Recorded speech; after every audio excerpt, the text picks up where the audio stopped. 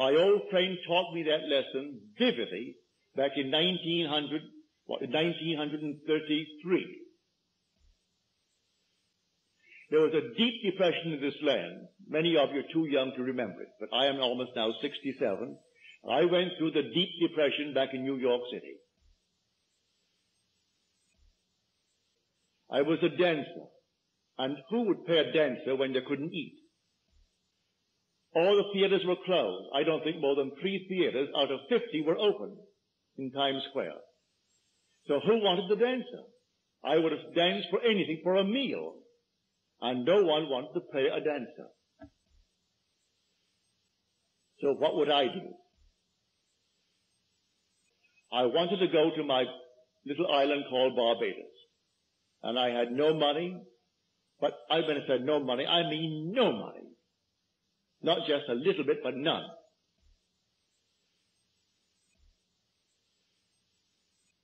I said to my friend Abdullah, Ab, I would love to go to Barbados. He said to me, you are in Barbados. I said, I am in Barbados? He said, yes, you are now in Barbados.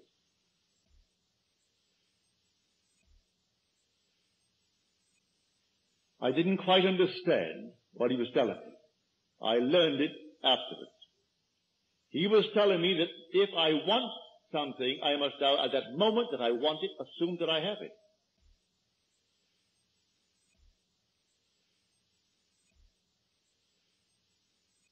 I want to go to Barbados. I am in Barbados. So this night when I sleep in Barbados.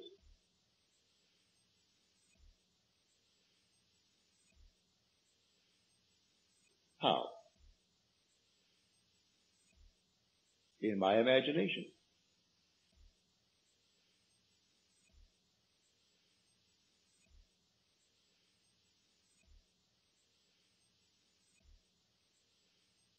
And how do I know I'm there? Think of New York City, where physically I'm sleeping, and see it to my north, 2,000 miles, northwest of where I am in Barbados.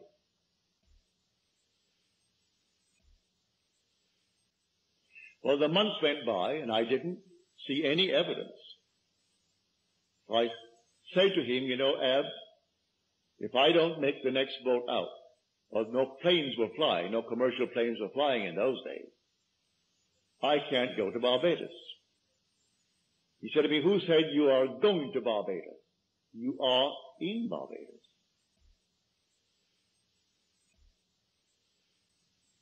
You can't discuss how you're going to Barbados when you are already in Barbados.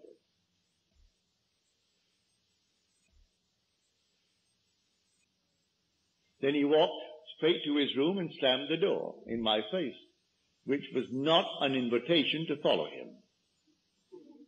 If you knew him, that's how he taught me.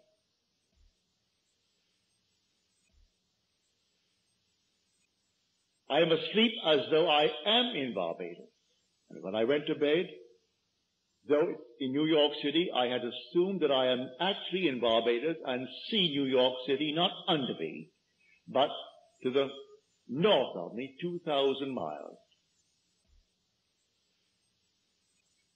And I woke within 48 hours after that moment, and under my door was a letter from my brother Victor.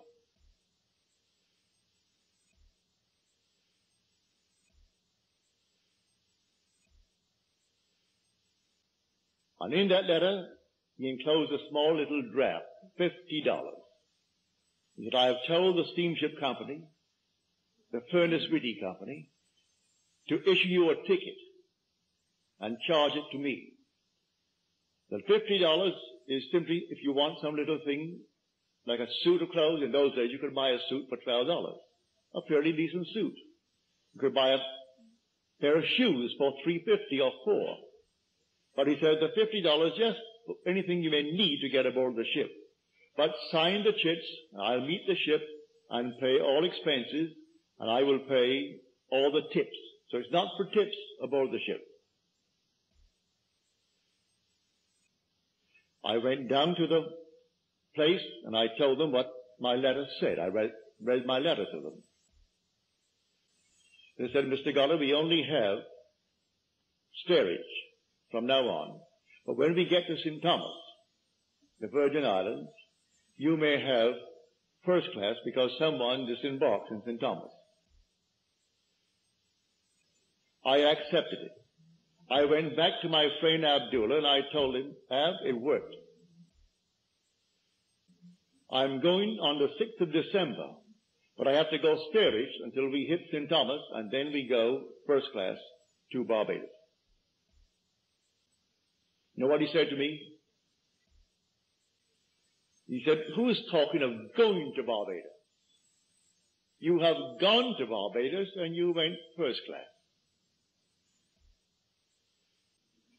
Well, what are you going to do with a man like that? I went straight to the boat on the morning of the 6th, expecting that I would go steerage to the Virgin Islands, when the man said to me, Mr. Goddard, we have a nice surprise for you. We had a cancellation, and so now you're going first class. He wasn't surprised. I wouldn't even call him to tell him, because he was not given that way. He was trying to teach me a lesson. You believe in God, believe in me also. Well, the one speaking is God. It's the God in you, your own wonderful human imagination. If you say, I believe in God, everyone here believes in God, but do you believe in your own wonderful human imagination as God?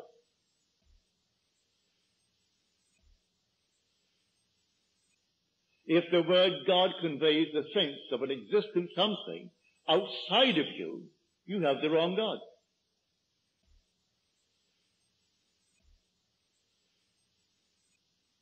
Because you are the temple of the living God, and the Spirit of God dwells in you. Well, if he is in me, find out who he is and where he is. Well, I have found him to be my own wonderful human imagination. That's the God in me. It's the God in you. And may I tell you, he cannot fail. He will not fail. But here on this level, we are the operant power when it comes to the law. When it comes to the promise, that is coming regardless of the life we live in this world.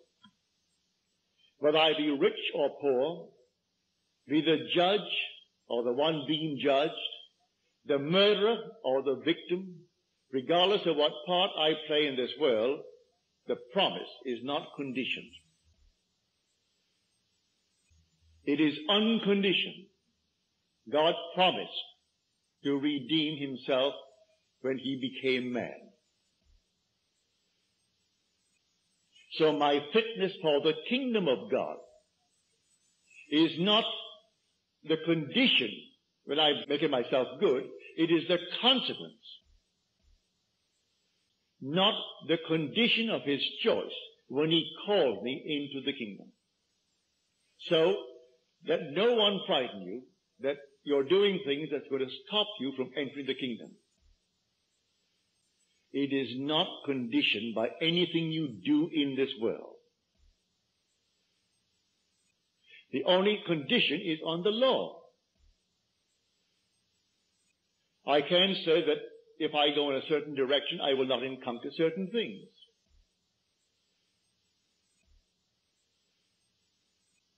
If I dare to assume that I am what I want to be, and I am faithful to that assumption, it will come to pass.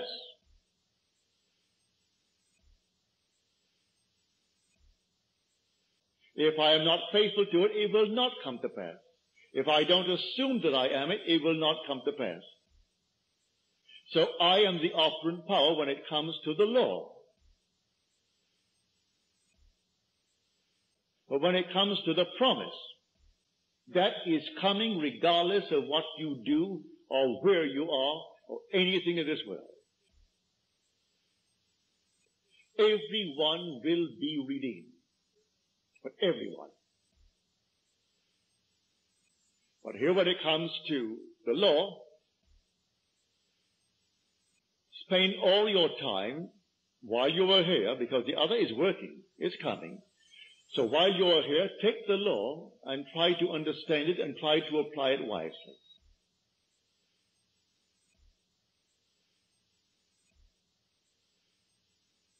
Why not live well? Why not live graciously? Why not be a kind person, a generous person in the world? Why not be a gentleman? Why not be a lady? These are tremendous accomplishments for man and for woman in this world.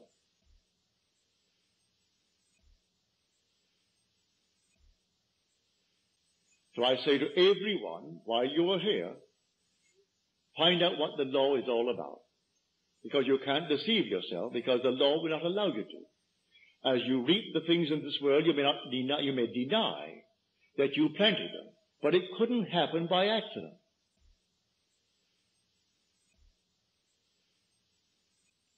So be not deceived, God is not mocked.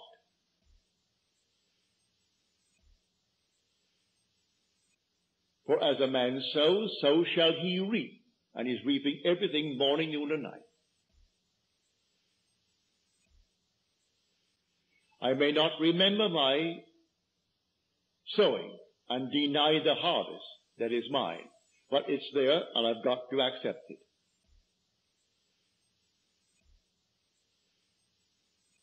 Let me now try to remember, when did I plant this? Maybe I can't bring it back. We have very short and faulty memories, and I can't quite remember when I planted that seed.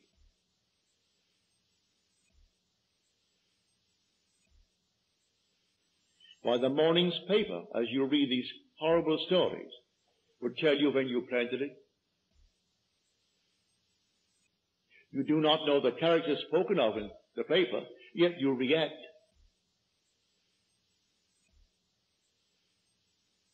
And that reaction was in itself the planting of the seed.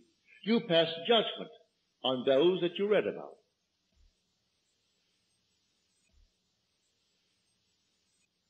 You read the gossip of the paper and you're passing judgment. And all of your imaginary reactions are planting seeds. Instead of spending your wonderful time and investing it by, say, reading the Bible or reading a poem, read something that is altogether lovely, you spend our time on the paper or the radio bulletin or the TV. And all day long we're simply putting into our mind ideas that must come to harvest.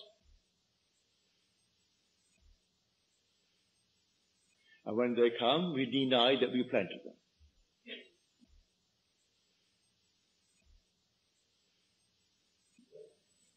But here, on this principle of the law, you can be what you want to be in this world. I don't care what the world will tell you. You can start from scratch.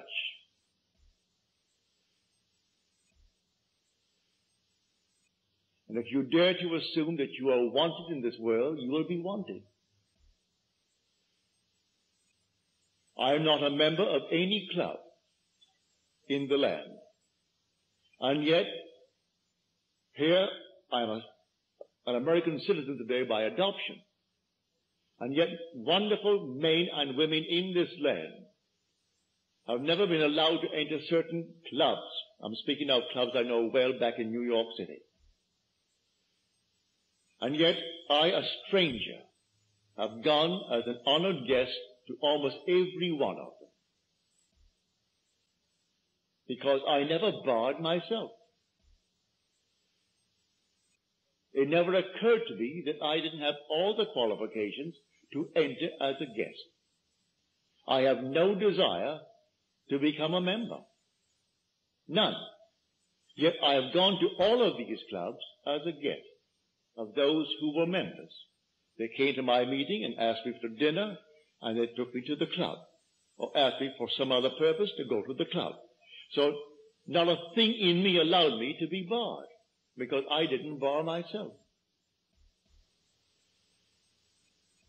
You can go any place in this world if you don't put these barriers on yourself. It's entirely up to you. God in you is your own wonderful being called your human imagination. In the 4 weeks that I'm gone, practice it morning, noon, and night. And long before the 4 weeks, you should show the fruit. I'm serious about it. You should bear the fruit of planting now. Not everything takes a month. Not everything takes a year to grow. Some things come up overnight.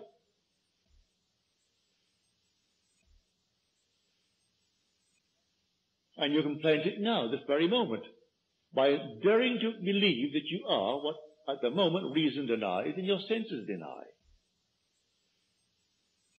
And actually feeling.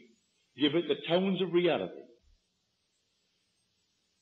And then drop it. You don't pick it up tomorrow morning to see if it's growing. You accept it. And in its own good time, it comes to fruition in your world.